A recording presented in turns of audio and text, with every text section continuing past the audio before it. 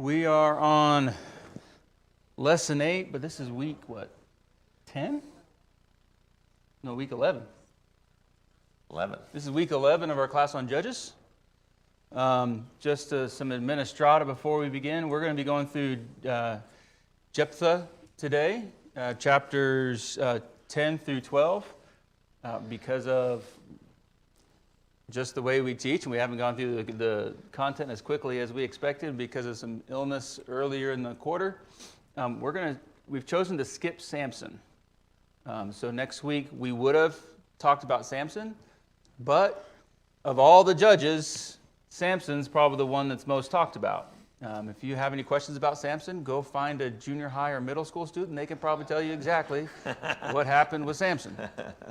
So we're going to move on from Samson and jump into the final chapters of Judges starting next week. Just giving you guys a heads up. Because those chapters usually get skipped because people studying Judges run out of time before they get to those. So we're going to make sure we get to those chapters. So, and they're not really fun chapters to teach because they're about some civil war and they're about the Benjamites fighting the rest of the Israelites and that sort of thing. So anyway, I want to read you a story about somebody.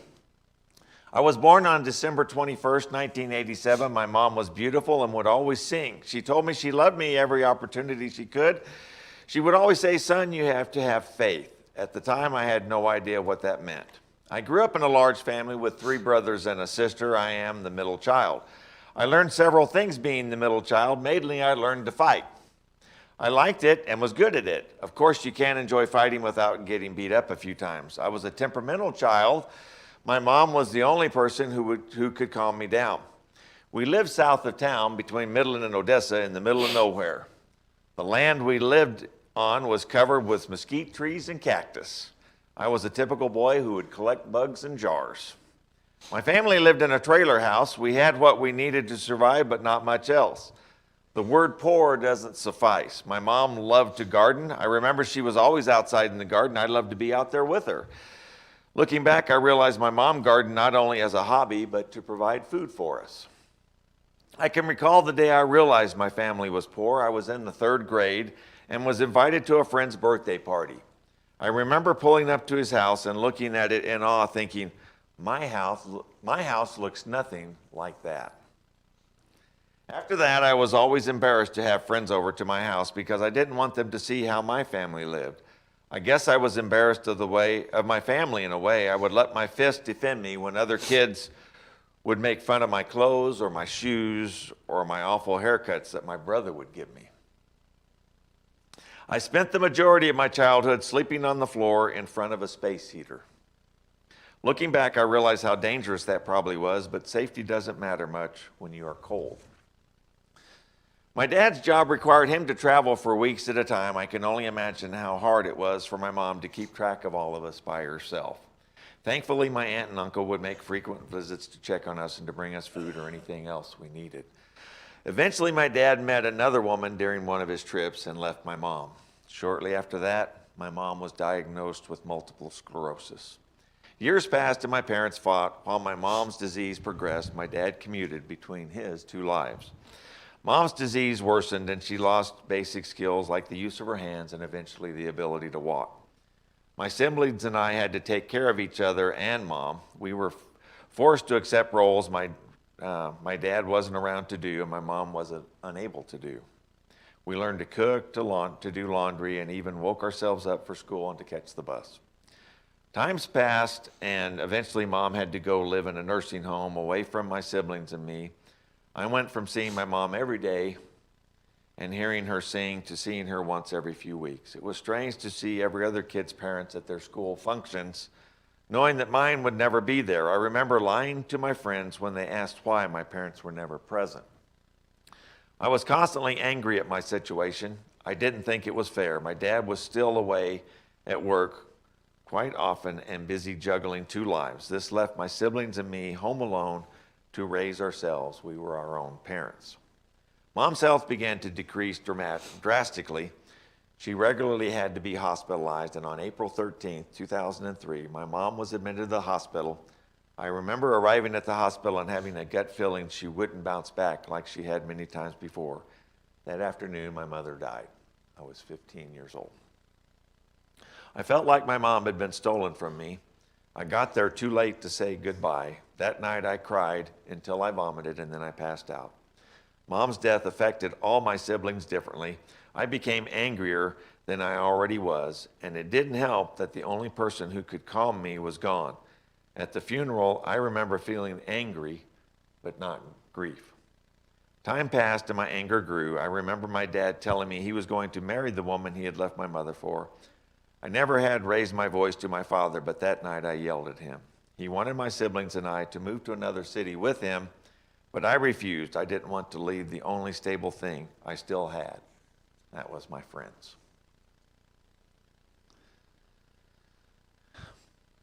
As I read that story, what would you predict for the success of that young man? For the chances of success. Yes, the chances of success. You already know I wouldn't have read this unless he made a turnaround, but knowing just what I read, what would you think were his chances of success? Yeah, thumbs down. Probably not very good at all.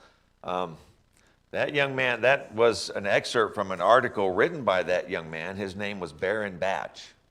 He wrote that in the Lubbock Avalanche Journal on April 15, 2011, after he had been drafted by the Pittsburgh Steelers.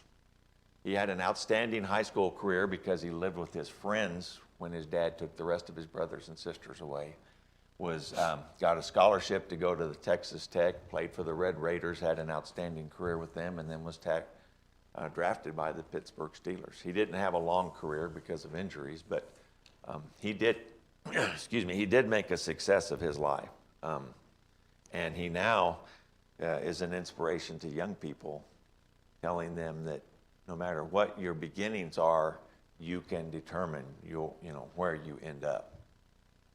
And the reason this story struck a chord with us is because this is also the story of Jephthah, or some people say Japheth, but I say Jephthah. Jephthah is kind of like Iftinki. If you look at the word Iftinki, I can never pronounce it. That's the last name of one of our members here, but they taught me how to say their last name. Jephthah, when I look at how it's written, I feel like I am have a speech impediment if I try and put all of those consonants in there. But this is a picture of this young man. There's a space heater there from their trailer when he grew up. So now let's turn to Jephthah and look at his story. This is back in Hebrews. I was talking to somebody before class about this. They were asking me, he said, I still don't understand why Barak is listed in there, Barak. But Jephthah is also in here among these heroes of faith in Hebrews chapter 11. In our discussion about the judges of Israel, we found it surprising that many of them made it to this, what we sometimes refer to as the hall of faith. Several questions were also raised in our minds as we look at the life of Jephthah, how he could make it to be so faithful. Not only are we going to learn about Jephthah today, but I think we will learn something about God that's even more important for us. So we're back to the cyclical nature of Judges. Remember last week we talked about Abimelech. Abimelech ended up trying to lead the Israel nation, trying to be king, and then gets himself killed by a millstone that was thrown by a woman. You're not going to forget that, right? Right. No matter how hard he tries, he's not going to be able to live that down. After the death of Abimelech, we have two judges named in 10. They both get 5 verses between the two of them because they do a good job. You ever have the kind of the employee or the worker, or are you the kind of worker that you do such a good job, the boss doesn't have to worry about you? These are the kind of judges we have. They're so good, we don't have 57 verses like we did with Abimelech. We have 5 verses. The first of which is Tola. We think perhaps he helped Israel recover from the corruption and destruction of Abimelech. He led Israel in peace for 23 years. And Jair. He was described as a wealthy man and helped give Israel 22 years of peace and prosperity. And so for the next 45 years, nearly 50 years, we have peace after Abimelech. But of course, if you're in your Bibles, you should be in chapter 10. Starting in verse 6, the Israelites do evil in the eyes of the Lord. And we go from salvation and silence, number 4 and number 5 here, into number 1, sin. Okay. So we got a bigger problem for Israel. This after this 45 years of peace, and then remember, before Abimelech, there had been 40 years of peace with Gideon. So I want you to remember those dates because it's going to come around when we get to talking about the Ephraimites. But that's at the end of the lesson if we make it that far. We will. Yeah, but there's, Israel also, they failed spiritually, and we see that in chapter 10. It says, verse 6 says, then the sons of Israel again did evil in the sight of the Lord. No fewer than 7 pagan gods are mentioned here, as that the people betrayed their living God with, and there'll be more on that. Adam will cover that in just a second. But even more surprising is that as you look back at the victories God had given Israel since leaving Egypt, the very gods that Israel is following are the ones that the Lord had defeated. And they've turned back to all of these gods, even though God over time, over 300 years, has defeated all of these gods. The people now are worshiping all these gods. You'll see in verse 6 there. And they failed to produce godly leaders. We're going to see that as we get to the end of chapter 10. They start looking, the Gileadites, and Gilead is not a nation. You've got, of the 12 sons, you've got Joseph was a son, but there's not a tribe of Joseph. Joseph's tribe was split into 2 tribes, Ephraim and Manasseh. Manasseh, a subset of Manasseh. Manasseh was split between the east and the west of the Jordan River, so you got half tribes on both sides of the river.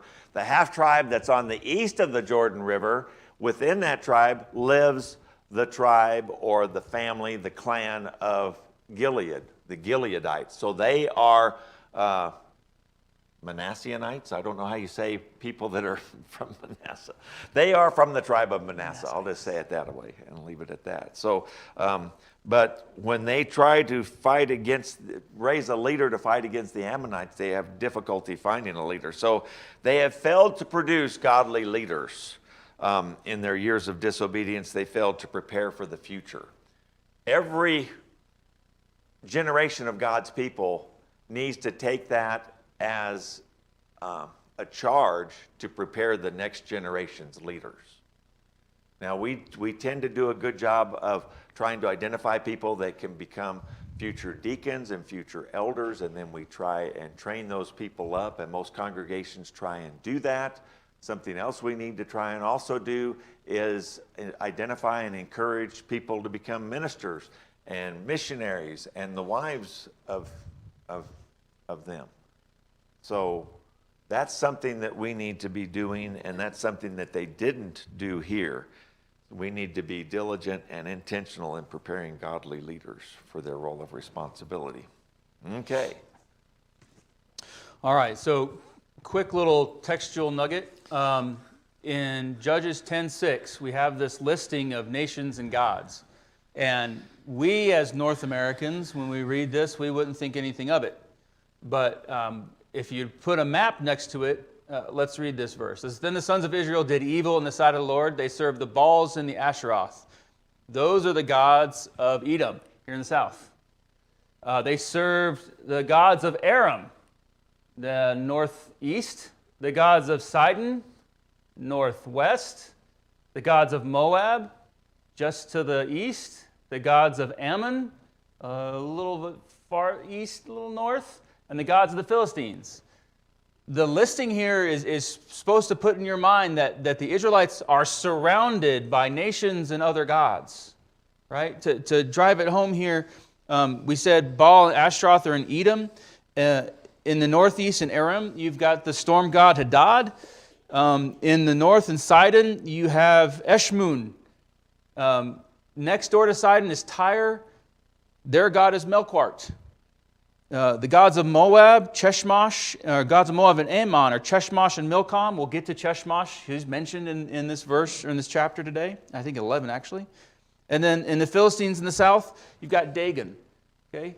So if an Israelite were to read this, these are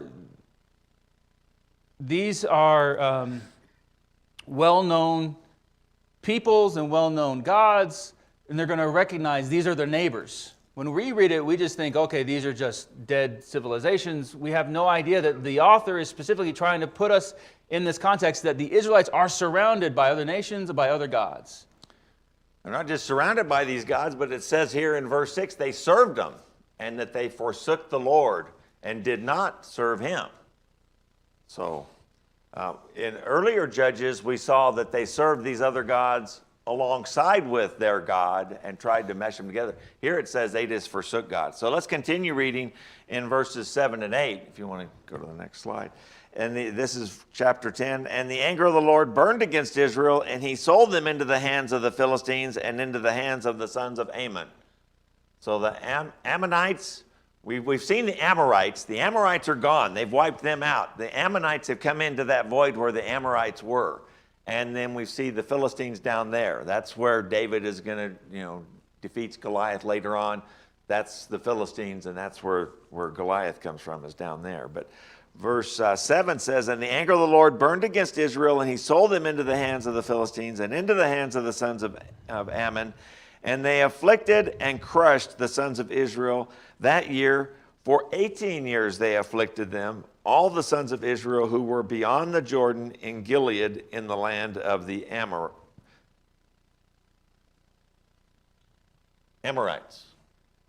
Not the Ammonites, but the land of the Amorites that the Ammonites had taken over. So we've gone from salvation with the two judges we mentioned at the beginning of the chapter, to silence, to sin, serving gods, now back to servitude. And this is where we pick up in the cycle back to supplication. Verse 10 through 16, then the sons of Israel cried out to the Lord, saying, we have sinned against you, for indeed we have forsaken our God and served the Baals.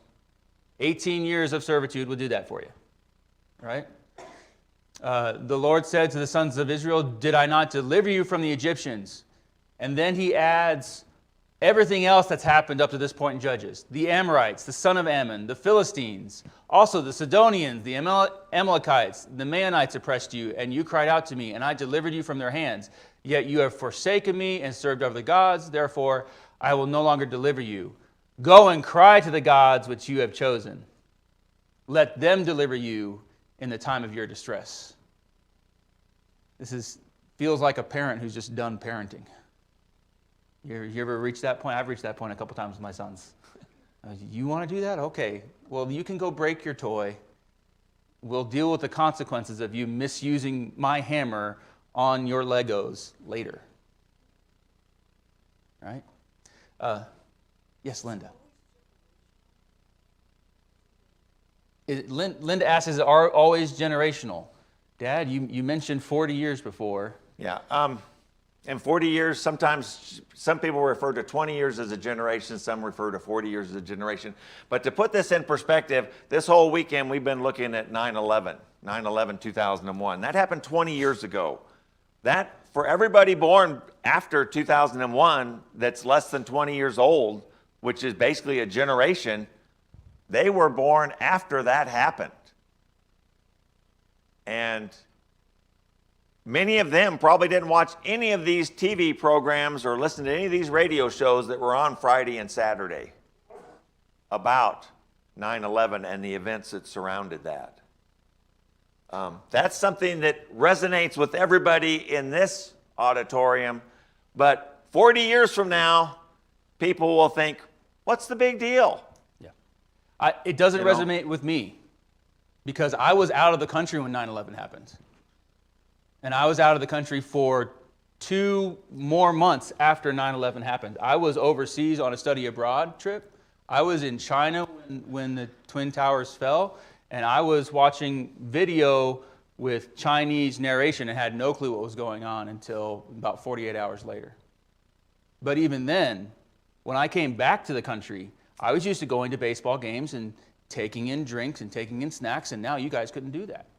I was used to going through the TSA and meeting people at the gate. I couldn't do that. Like, all of these things radically changed. I came home to a country that had more American flags than I had ever seen before.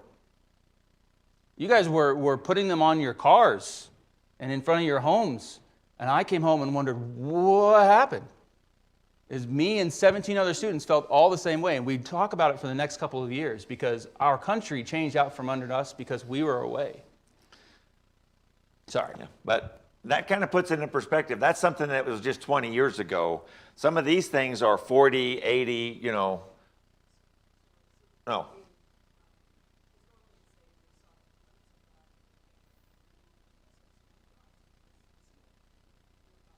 Yeah. Yeah. Her question is why would they turn away from God? Why wasn't, and it's, she said her question is, was it not teaching? And I think that's a big part of it, not teaching from one generation to the next. You've probably heard this quote that the church is one generation away from apostasy. It just takes one generation not teaching the generation behind them what New Testament Christianity is for the church to change. Concern about intermarriage. Intermarriage, that's, yep. Yes. Which will become a point of contention towards the end of Judges. Yes. Wendell? Also the part about where diligently children they're going. Yeah. There is that. Next generation choice. Yeah. At some point in time, the children have to stand on their own beliefs, and they don't decide to believe what their parents taught them. Then and we have to understand that the book of Judges is dealing in broad brushstrokes. It's talking about a nation as a whole, not individual people. And not even nations as a whole. Sometimes just tribes. Yes, tribes. That go against God. But for instance, the book of Ruth. Ruth lived during the Judges, the latter Judges, when things were really bad. And yet, Naomi and her two sons and her husband were faithful Israelites. They worshiped God. They taught that to their daughter-in-laws. They went to Moab because of a famine and a drought in Israel. They went to Moab to live. Her two sons and husband died. She brought back Ruth with her. She taught Ruth, and Ruth decided she wanted to worship the one true God. So there were people that believed in God. There were people that taught about God. There were people that passed that on. And who was Ruth? Look in Matthew chapter 1. Where does Ruth appear? In Jesus' genealogy. She's a Moabite. And you've also got to understand, we think Samuel wrote or edited or combined all of these stories together into the book of Judges to try to show where we arrive to actually need a king, to actually need an appointing of a king. It would make no sense if he's showing all of the positive, good people in Israel versus the people that have made missteps when you've chosen the wrong king. Yeah. But I guess my point is the nation or the tribes, as a majority, maybe turned away from God, but there were still always faithful people within those groups. Samuel's mother was faithful, and Samuel lived during the time of the Judges, at the end of the Judges, because Samuel appointed the first king, Saul, when he grew up as an adult. But his mother, during the time of the Judges, was faithful enough to God that she raised a faithful son. So it was possible to be faithful during these times. It's just that wasn't the trend of the majority. That's why when you look at church history, you don't read about the Church of Christ in the Middle Ages, but I firmly believe that the New Testament church, the first century church, had an unbroken line throughout history. It's just, it wasn't the majority. What you read about was the Catholics. the majority. What you read about was the Lutherans. What you read about were a lot of these groups that were the larger pieces of that. But there were people, I think, that throughout history, and if we have a church history class, which we're hoping to have next year, you can see some of those smaller groups that were faithful to the New Testament. Anyway, I'm digressing. Yeah, we need to get on it. We're not going to get through our lessons. Is it quick, Mom? Okay. Yeah. Yeah. Mom said if we don't learn from our history, we're doomed to repeat it. This is what we're seeing in Judges. All right. So moving on. Something I want to point out about this, though. Yep. So let's finish the verse real quick. The sons of Israel said to the Lord, "We have sinned. Do to us whatever seems good to you. Only deliver us from this day." So we actually see real repentance. We are okay with the consequences of our sin. Do to us what you need to do. Just deliver us. Yeah. Okay. So they put away the foreign gods from among themselves, and He, being God, could bear the misery of Israel no longer. Let's look at this, and we tend to read these verses and the few verses before and after this as a continuous narrative. But let's break this in half. Let's start with verse 10 and then go down to verse 15.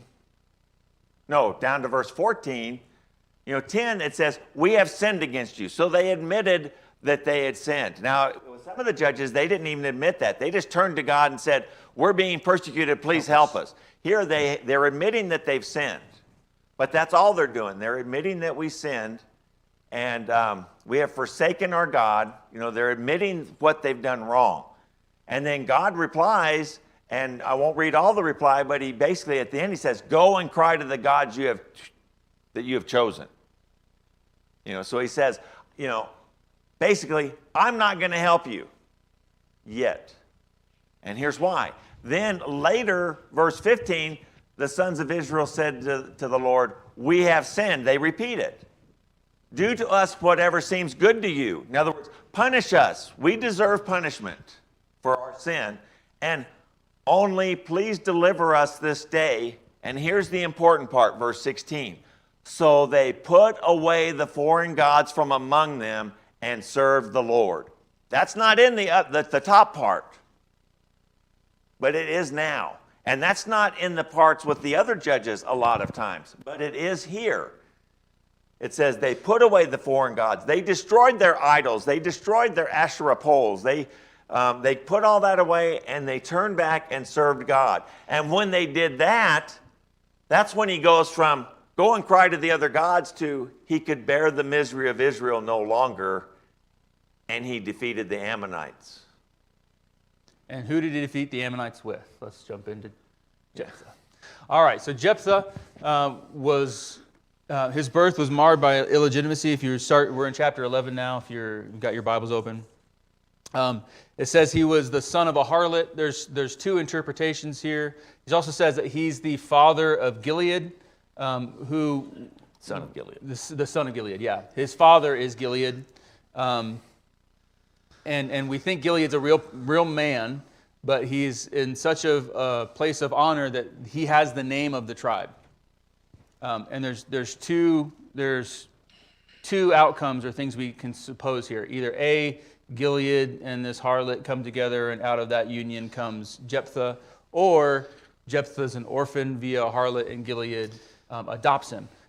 Doesn't really matter. What ends up happening is most likely when Gilead dies, the legitimate sons of Gilead go to a judge and say, "Hey, Jephthah isn't really a son of our father.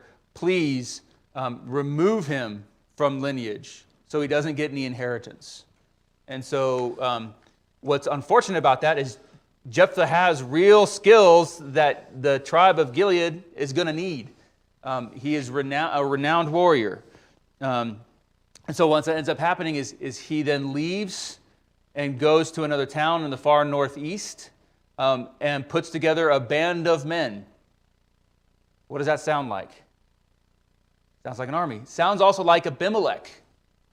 Abimelech did the same thing. He had questionable upbringing where Abimelech chose to talk to the people and convince them to make him king and then raise an army and then cause havoc. Jephthah does the same thing, but he does it. He goes away. He doesn't cause problems for his people. He puts together a band of men. We don't know what he does, but we just know he goes away. He has friends until the time comes again where he's needed. If I might point out another point there, this point of Gilead having a harlot that bears him Jephthah. A harlot is different than a concubine that's different than a handmaiden. Sarah gave Abraham her handmaiden to have a child because they were getting up to be 99 years old and still hadn't had that promised child, and so they had Ishmael. But Ishmael was still part of Abraham's family until there was a falling out between the handmaiden and Sarah. You get to the point of Abimelech. Abimelech was the son of a concubine. Well, a concubine is not the same as a harlot. A concubine is considered a part of the family. She doesn't have the same rights as a wife, but she may live under the same roof or another roof owned by the husband. Solomon had, 300 wives and 700 concubines. I can't imagine they were all under the same roof, but they all lived in some of his palaces somewhere. Okay, so concubines were considered part of the family. But now you get to Jephthah. Jephthah is fathered by a prostitute, a harlot. So there's no connection there. And there's a connection with his father, but I mean, the Israelites would not accept that. And so his half-brothers, rejected him. And that's where and that's what Adam was telling us. Commentators say either Gilead is the righteous man we expect him to be because of his title and has adopted this man from the streets, right? Versus maybe he's not so honorable, maybe he did something he shouldn't, but he's still taking responsibility. But we don't know. Yeah. His father's name Gilead. But his father, it could be a father by adoption or father by natural birth. Yeah, I know that's speculation. Yeah, it is. I think that's going a bit further. I think his father was Gilead. Yeah, that's His the father difference was between Gilead. us. Well, but I agree, but I'm just saying Yeah. clearly that Scripture said this and somebody else is. Well, but that is, the truth is somewhere between those 2 points. Somewhere between those 2 points. Yeah, even right, and that's the point over here. Played around a lot. Yeah. So, given that, and that Jephthah gets expelled, and that he goes to live in metropolis of Tob, T-O-B, but he's still within the half-tribe of Manasseh's territory. And now the Gileadites are looking for a leader, and they haven't raised up any leaders. They can't find anybody to lead them against the Ammonites. They've done all this with God. God has decided he's going to deliver them, but they've got to have somebody to lead them, a person to lead them. And so they approach Jephthah because Jephthah's this mighty warrior. Will you lead us in battle against the Ammonites?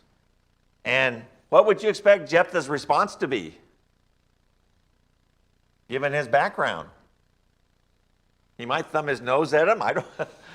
That would be what we would expect. That might be what we would do, saying, you come to me now? Why didn't you, To me, it's going to cost him an arm and a leg because he's been cut out of his inheritance from his father. And that's what it does. It costs him an arm and a leg. What he asks for is leadership of the entire tribe of Gilead. Yeah. He's a great negotiator. He negotiates with the leaders of Gilead. He negotiates with the king of Ammon. And he later negotiates with God. And that's what gets him in trouble, because he makes a vow to God. And that's what everybody knows Jephthah about. We haven't even gotten to that part yet. So let's get to... so he has this family heritage. And he demonstrates his understanding and belief in that God is the one that works through them. When you get down in chapter 11 now, Jephthah in verse 9 said to the elders, if you take me back to fight against the sons of Ammon, and the Lord gives them to me, will I become your head? Now again, he's not saying if I defeat them. He's saying if the Lord gives them to me. This says something about he's been taught some faith in God somewhere. Okay? And because he says that to them. And the elders of Gilead said to Jephthah in verse 10, the Lord is witness between us. Surely we will do as you have said. And then verse 11, he doesn't just take that with the leaders. He said, he went to the leaders of Gilead in verse 11 of 11 and said, the people made him head and chief over them. And Jephthah spoke all his words before the Lord at Mizpah. So again, he's doing all this, speaking. But the contract isn't just between Jephthah and the elders of Gilead. Jephthah then goes back to the city and tells everybody else, hey, this is the contract we've got. If the Lord delivers them to us, then I become your head. Okay. And they agree to that, so now Ammon comes on the scene. And so Jephthah, he's described as someone proficient in war, proficient in battle, and you would think someone whose hammer is the sword would just get straight to killing. But he goes straight for the pen. He actually writes the king of the sons of Ammon and says, why are you fighting us? What's the deal? And the king of the son of Ammon says, hey, way back when you came from Egypt, you stole land from the river Arnon to the river Jabbok and the Jordan. Give it back. It was a very short response. What he's talking about, if we look at this right here, here's the land in question. Here's the river Arnon. Here's the river Jabbok. And to the Jordan. The Jordan then empties into the Dead Sea. That's the land right there. And you can see it here in the map, okay? That's what's in question. All right. And so then his response to this king is he retells the story. And I'm hoping you're going to follow along in your Bible, but we're in verses 14 through 28 of Judges 11. And his messengers, he basically retells the story. That they came to the people of Moab. First they came to the people of the king of Edom. He would not let them pass through his land, so they didn't. They went to the king of Moab. He would not let them pass through his land, so they didn't. They stayed out of those lands. And then when they approached the king of the Amorites, not the Ammonites, the Amorites, the king of the Amorites took up his sword and went to battle with them with his army, and the Israelites wiped them out.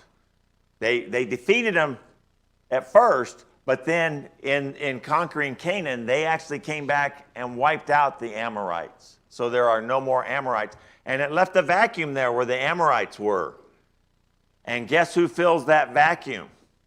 Well, that's the land that half the tribe of Manasseh took, but also these Ammonites came into that land. And so now they're saying, you took the land that belonged to us. And he's writing them and saying, no, that land was never yours. We've been here for 300 years now.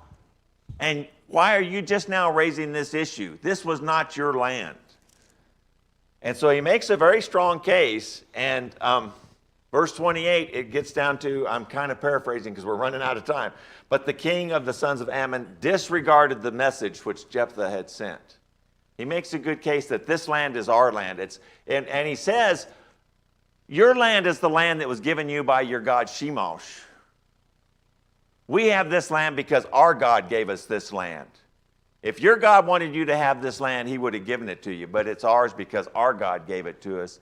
If you want this land, go back to your God and ask him for it. That's verse 23 there. Don't come and bother us about 23 and 24. it. Yeah, I'm trying to paraphrase because we're trying to We're get running to out of time. Yeah. So he sees himself as God's representative for Israel with the Ammonites. But they won't listen, and so then and this whole thing sounds like this whole chapter should be a battle. The battle takes place in 2 verses.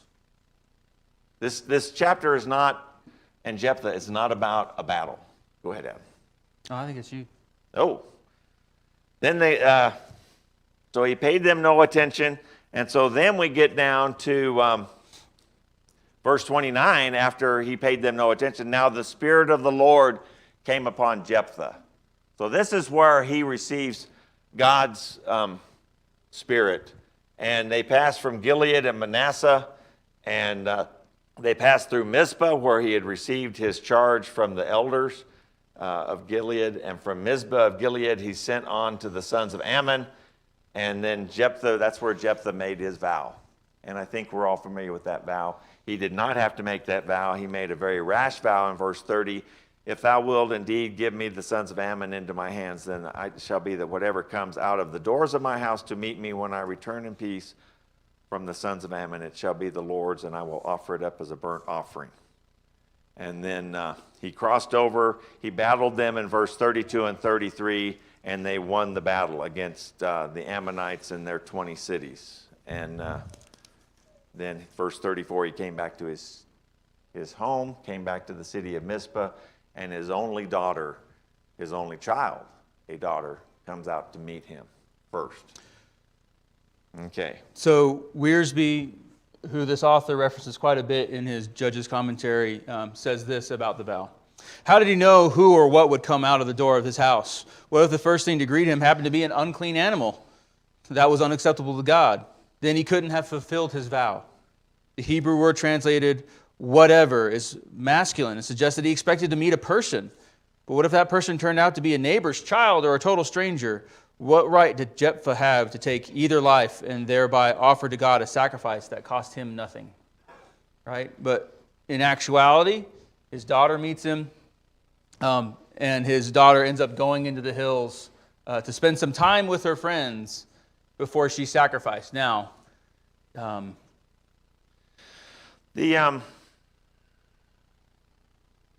vow, I'm trying to find, I lost my place there. Oh, verse 31. I'm in the New American. It says, when I return in peace from the sons of Ammon, it shall be the Lord's. In other words, whatever comes out of the house first. And that article there can be translated and or. Or I will offer it up as a burnt offering. So in other words, he could dedicate it to the Lord, or he could offer it as a burnt offering if the article there is translated as or. Now, in the early church, in the Israelite community, up through the early church until the Middle Ages, this was always translated as and. That whatever came out would be offered as a burnt offering. And so it was always assumed that he gave his daughter's life as a sacrifice. But later on, and commentators have mentioned this, but later on, starting in the Middle Ages, to try, because of our, how do I politely say this, but political correctness, they have translated that as he offered her. In other words, she was a virgin, she was childless, she remained childless for the rest of her life, and she went and served God like which is not an uncommon Samuel's practice. mother did with Hannah. him. Yeah, Hannah did with is Samuel. praying silently. Eli sees her. He thinks she's crazy. She prays to the Lord, give me a child and I will commit him to you. We see similar language with Samuel. Samuel takes the Nazirite vow. He doesn't cut his hair. God gives him strength. These are people that are dedicated to the Lord. They give up something in order to serve the Lord. So you may read this as a possible alternative someplace, but it never came along as an alternative till late in the history of the Scriptures. From early on, the Israelites always looked at this as if he had sacrificed his daughter. So that's the way we are teaching the class, that's what he did with his daughter.